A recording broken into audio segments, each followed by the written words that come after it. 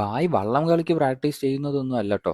സംഭവം ഒരു ചായ അടിയാണ്. ആൻഡ് ഇത് ഇവിടെ കേരളത്തിലൊന്നുമല്ല, അങ്ങ് ദൂരെ അഹമ്മദാബാദിലാണ്. കുറച്ച് നാൾ മുന്നേ അഹമ്മദാബാദ് വരെ പോയപ്പോൾ അവിടുത്തെ ഫേമസ് ന്യൂ ഇറാനിയൻ റെസ്റ്റോറന്റിൽ ഒന്ന് കയറി. മട്ടൺ സ്പെഷ്യൽസിന് പുറമെ അവിടുത്തെ സ്റ്റാർ ഐറ്റം ദാ ഈ കാണുന്ന ബണ്ണാണ്.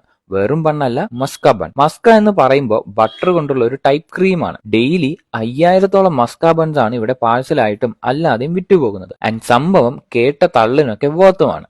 ആ ബൺ കുറച്ചെടുത്ത് ചായയിൽ മുക്കി കഴിച്ചാൽ ഒരു രക്ഷയുമില്ല. ചായ ഇഷ്ടമല്ലാത്തവർ പോലും ഇതിന്റെ മുന്നിൽ വീണുപോകും. പിന്നെ ഇവിടത്തെ കുറച്ച് മട്ടൺ വെറൈറ്റീസ് കൂടെ ട്രൈ ചെയ്തു. Mutton chops, mutton bhuna, mutton നല്ലി.